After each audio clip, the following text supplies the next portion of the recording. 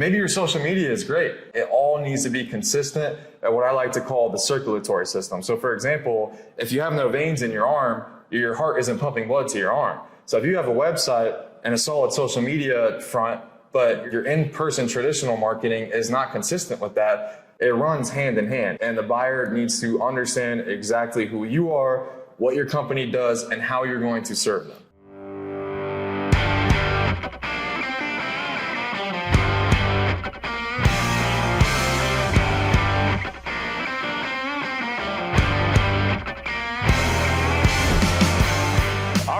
This episode of Chicago Stay and Franchise GPS, I'm joined by Donovan, and we are going to talk franchise marketing, AI, GTM, all kinds of acronyms. But at the end of the day, we're going to talk about how to go to market using technology tools in today's day and age by the next generation. We've all started to see these ChatGPT, these Claude, you name it, AI images. People are getting burnt out because everybody's thinking that they're the next great social media manager. But guess what? It only lasts for so long, and that wave is already come and gone. So welcome to the show, Donovan. Thank you, sir. Let's talk about how to make people real money, because you're doing it for restaurant clients now. Yes, sir. So why don't you introduce yourself, and what company are you with? My name is Donovan McAdams. So I originally come from 10 plus years in the commercial construction world, saw that there was a major need for real marketing strategy, real lead capturing, and that's where I got into the digital marketing. My company is called Vendita Digital. We do everything from outbound sales to social media, email outbound, you name it, whatever marketing campaign that fits for your certain ICP and your customer profile. That's what we set up and implement into your company. And today we're going to talk about restaurant marketing. Yes. How do we drive more butts in seats? Because at the end of the day, we need more volume to happen. What are you seeing out there? Because we know the rage of AI has gone on. Everybody can go on, write me a prompt of my next great free kids ad, and then you get this fake ad. Right. So we were just chatting before the show started about that. So you'll see everywhere on LinkedIn of, oh, I just replaced my chief marketing officer with Claude 4.5 and it's doing this, this, and this for me. Take out all the AI noise, all the hype, all the trendiness. The first thing you need to understand as a company, especially for a franchisor, is what is your buyer's journey. So the minute a potential customer, a lead, whoever it may be that could possibly be interested in your business, what are the steps that they take when they see your business, whether it's digitally, whether it's locally? How are you capturing that lead and converting it into a lifetime customer or somebody who's a repeatable customer that you can capture and really hone in on what your business is solving for them? So a lot of these companies I reach out to, they cannot answer that question. They'll say, yeah, we have a website. Okay, what form is connected to your website? The minute somebody inquires on your website, is it a fire that gets set off within your company? And for a franchisee side, I would say what's very imperative nowadays is the social media. So like I said, on your buyer's journey, whether it's a pizza place, a taco place, whatever it may be, people don't want to hear of, McDonald's, for example, or Chipotle. They want to know who's behind the brand. They want to put trust into a brand. People are not going to go spend their money just because, you may claim to have the best tacos in the state. They want to buy into brands that they trust, brands that they know they can go to and receive a consistent outcome all the way through. And that's where all of these brands who are successful and that we have made successful is we make their processes consistent all the way through. So whether a customer goes to your website or goes to your restaurant or sees you on social media, it's all consistent, it's all in line with your brand messaging, and it all captures that buyer's journey. So what you're saying is an operator needs to have great operations. Yes, sir. And they need to have great social operations in marketing as well. So it's the authentic story that they're telling in the social media. It's not saying, I've got 5-star tacos. Right. It's saying, Samuelito has great tacos and it's my family recipe and there's backstory, because that's what the next generation is looking for, right? They're looking for that story. They're looking for a little bit more than just some review or some claim to fame, correct? Absolutely. And that's even one of the issues we ran into some of our clients was we would do the AI content, we would do the graphical stuff, but you'll plateau to a certain point doing that is because you can only build so much around a brand. Where you really drive it home with your business is the relatability and the personal side of your brand. So people may know McDonald's, they may know Basil, for example, or Vendita Digital, but who is behind Vendita Digital? People want to know who they're giving their money to, what they're investing in, what they're spending their time, the buyer's journey on within your company. Nobody's going to spend money on a brand that they've only heard about the brand. They don't know who's behind it. They don't know who's invested into it. So there's a lot of, especially on a B2C level of a franchisor in the restaurant space, it's very personal for people. They want to come into the restaurant. They want to feel like they've actively made the choice to come into your restaurant.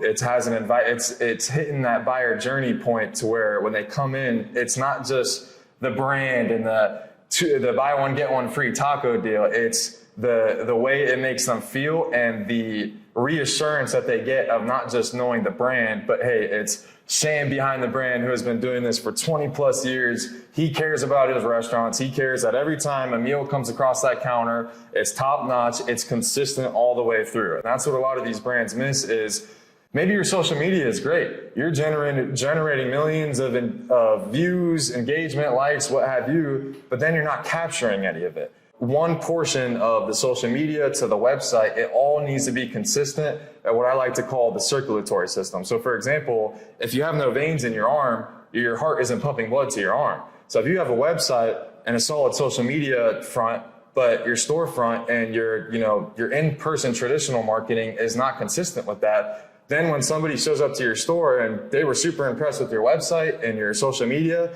and the prominence you have digitally, if it's not consistent with when they arrive to your location, same goes vice versa. Your location could be, you could have the sickest, most crazy environment, you got the neon lights, your food is amazing, but then they go on social media and nobody can really figure out what you guys do. It runs hand in hand. It needs to be consistent all the way across, and the buyer needs to understand exactly who you are, what your company does, and how you're going to serve them. Are you seeing with the next generation out there to drive sales, is there one platform over another that's more important right now?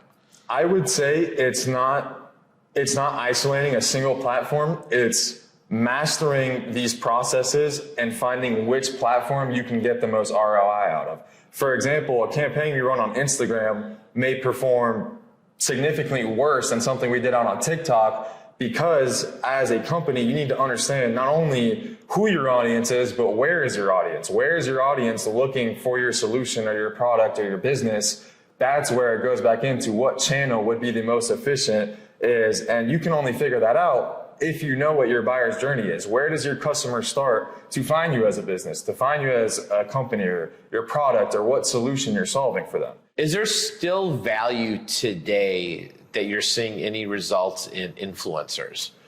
I would definitely say there's certainly a value, but I would say it's very short-lived, right? So when you have an influencer, you have these affiliate, partnership programs that a lot of these brands, and I've seen that happen all the time, especially on the franchise side.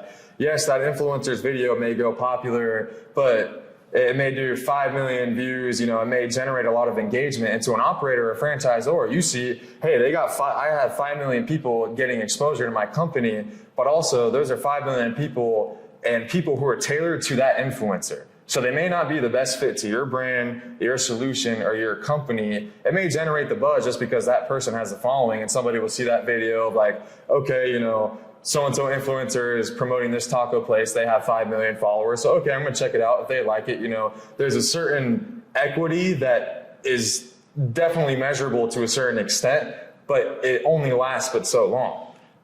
So chasing influencers is not a strategy. Absolutely not. You need a repeatable market engine that constantly serves your buyer's engine. It allows you to be noticed, but not just noticed. When a buyer wants to reach out to you or somebody is interested in your company or brand, how are you capturing that lead? And one thing I will touch on the social media portion, just growing up with it and knowing everything that I do. So when social media was first coming out, you would add your friends, you would connect socially. It wasn't, you didn't have people talking about how they're replacing their marketing officer with Claude or all this crazy AI hype we see. Now social media has switched into media consumption. So you're no longer really connecting with people. You're going on social media to consume media. So that's where you'll see with all the short form content and TikTok being popular now. That's where it's imperative as a brand to focus on what channel your buyer is going through in that journey to where they can locate you, find you, and then you can capture on it and capitalize it on the same time.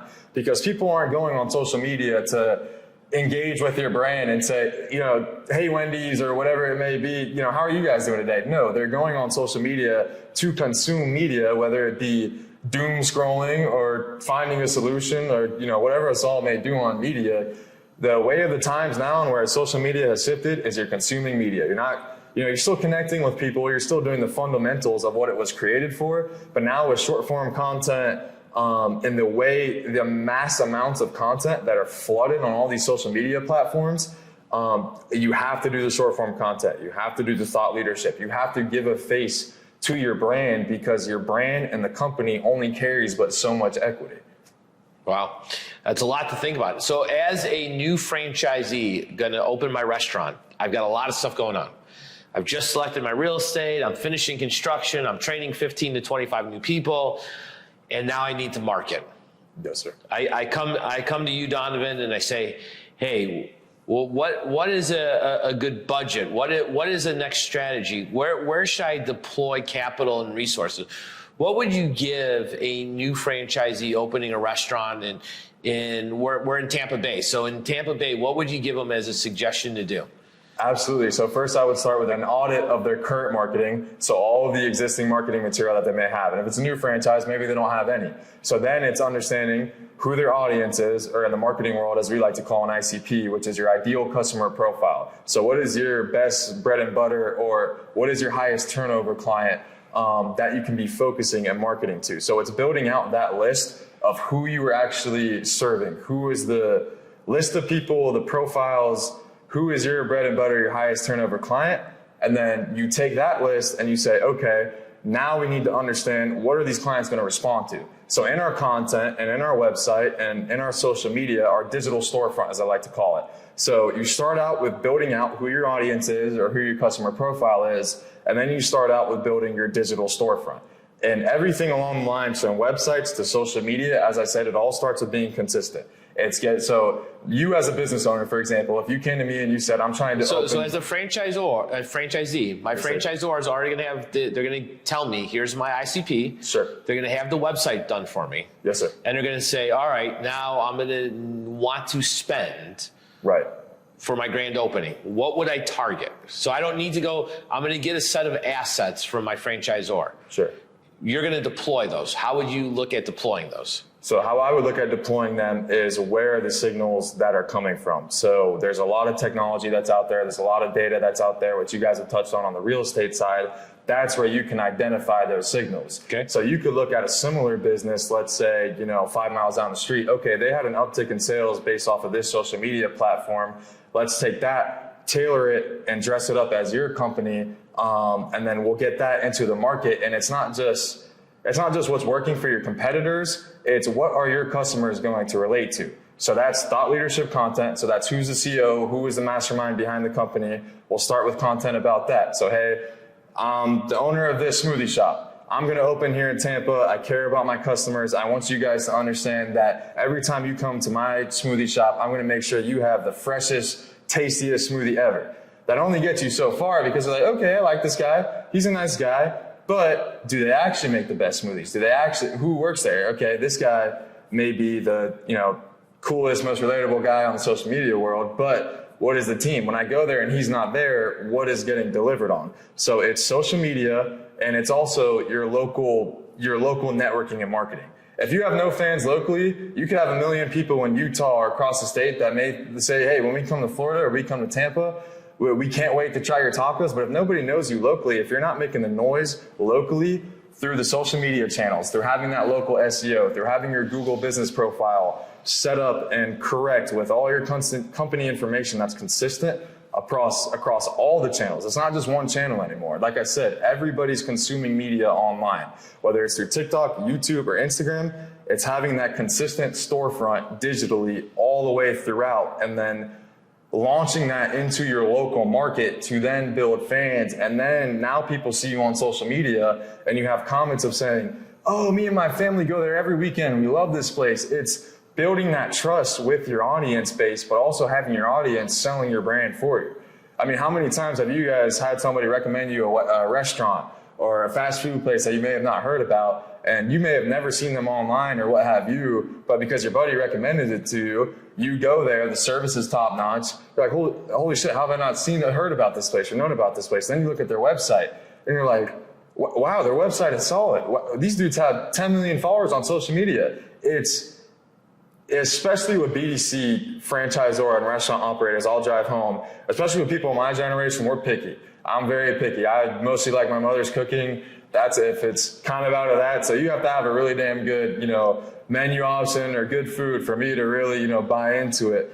But where you can capture these customers, and maybe you don't have the best food, maybe you don't have the best looking storefront or whatever, but if you can capture this buyer's journey and you can, when your customer comes in, you show them that you care, they're seeing you everywhere, they see you on Instagram, they see you on TikTok, they see signs about you, they drive past your store, you got a dude flipping the sign. It's all about touching your customer and letting them know we're here to serve you. Well, and you hit one of the key points, and I'm big on talking about my friends at Google, and shout out to Lisa Landsman, and that was unscripted for Google My Business. You have to have that page. You have to have that digital storefront ready to go. And part of that as well is, in a previous episode, we talked with Brandy, and you have all this real estate data, right? Yes, sir. So you selected your site because of drivers, right, and households and businesses. So you already have mapping that you got. So you have to remember that, right? And I think sometimes operators probably have forgotten that because it's been 9 months since they selected their real estate in those documents, and they probably put them aside, right? Absolutely. So how do you bring them to the forefront and give them to your marketing team, which that would be you, right? And say, hey, here's my real estate team gave me this. Here was the heat maps. Right. Now let's overlay that with where we're going to go spend on SEO, correct? Right. So that goes back into geofencing and intent data. So exactly like you're saying, all the due diligence you do, all the eyes who are looking at your real estate contracts and how you get into these locations. Once you get into this location, and if you're marketing to people in Tallahassee and you're a company or a business or a restaurant here in Tampa, nobody's going to come to your business. You have to understand how to market to your local audience and who is a realistic driver to your business. So you have to be able to, as a marketer and as an advertiser, to be able to geofence those signals, understand what those signals are, and how you can turn the brand you're representing into another one of those signals. So for example, when you're a pizza shop and you just, you're doing the typical organic social media content, maybe you run a couple paid ad campaigns. If you're running those campaigns, and there's plenty of tools and data signals on these social media platforms that you can insert this information into, and it will handle up to probably about 40% of it for you. If you know the market you're trying to serve, the location that you're operating within, you need to aggregate the data of where people are spending their money, where people are going to, and then it's the same thing on the real estate side. If you're going to move into this location and not know how to market to the people within your area, how could you expand to even scale internationally? You know what I mean? So it's very important to understand how to dig into the digital channels that are flourishing and making the noise in your local market. And then from that local market, you will start making noise in further markets and internationally, nationally, just by, focusing on your local market. But back in the day, we used to look at rings. Sure. Do you still look at that, or is that changed? It's definitely changed, because now with the data that's accessible now, there's multiple different signals that it could apply to a certain brand. For example, as a pizza place, you'd be looking at you guys talked about co-tenancy in real estate, right? So that almost goes back into the marketing. Well, if you have a sports complex, for example, near your pizza place, then okay, let's include into our keyword searches and our SEO people looking for sports. Certain keywords that may not be directly relevant to your brand, but also give you that negative equity and keywords that would bring up stuff that can make more juice with squeeze from your local market and your intent data that you're focusing this market or this content that you're flooding out to all these different channels. Wow, so different words. Absolutely. Can give you a big advantage, huh? So funny enough too, the AI product that I represent and commercial real estate, we've even found too. So everybody knows the AI hype, the AI this, AI that. We've almost, for certain campaigns, gone away from even mentioning AI. What are we solving for the company? What are we? They'll know it's AI later on. Everybody knows AI is coming. They're going to adapt it, but you can talk about how the AI works and the super technological portion of it, but what people care about, and this will be across the board for B2B, B2C, whatever, is what are you solving for them? What do you do as a company that's going to make me spend money at your company and not think twice about it? That's what matters, and that's where you can't be afraid to, for example, I represent an IT service management company out of the United Kingdom. One avenue or a certain channel that I'm going to explore for them is Reddit, because there's a lot of thought leadership there. A lot of people are looking for those specific solutions on Reddit, which is a very niche. I mean, if I told you 10 years ago that you can sell your business and make leads off of Reddit, you'd probably tell me that it's get lost, you know what I mean? So it's just, I will say that with the data that's available, with all the different social media channels that people are consuming all this media on, it's trial and error at the end of the day. So there's marketing strategies you can follow. There's a blueprint and architecture that we're going to instill. That's an absolute and all the fundamentals into your business. But at the end of the day, it goes into the A/B testing and the trial and error. If you're not willing to, if you think Reddit's not going to be good for your company, or you're not even willing to try the different channels that you may never know of, people at the sports complex that whenever they get out of their kids' practices, they're looking for somewhere to take the team to go eat pizza at. You know what I mean? So it's understanding not just who you serve and the audience you serve, but also the nuances to said audience and how to pivot from that when you start to plateau. We've made as much noise as we can in our local market. We've done all the networking events. We've done all the geofencing through the paid ads and, the different channels. How do we stop that plateau? It's finding those nuances and that trial and error. Well, and you bring up a good point, like with the sports complex, and we talked again in past episodes with Brandy and talking about how site selection is very different use traffic patterns now because of work from home and how that's all changed. So using different keywords and different metrics and definitely A/B testing is key. You have to have A/B testing, right? Because we don't know when things are going to hit and pop, and you have to be consistent, and you have to put budget, and you can't be very afraid to fail, right? The tech companies, what's the saying in the tech world? Fail fast, right? Yeah. But you got to keep trying. Exactly.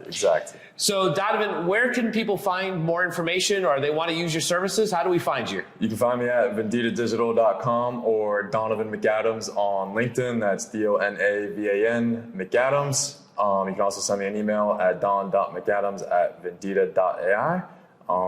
And yeah, reach out to us and we'll make sure your brand gets seen by people who are actively looking for your solution.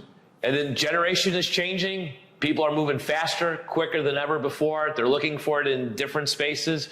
Just like you don't want to find your parents on Facebook. Now it's Instagram, TikTok, Snapchat, lots of angles to go, but we all need to drive more butts in seats. We need to increase traffic. It's gentlemen like Donovan and his knowledge in the world that they're living in today of how to find things. If you need help, reach out to Donovan. It's been a pleasure. Thank you, Donovan, for being here today. And that's another episode of Chicago Sam Franchise GPS. Have a great day.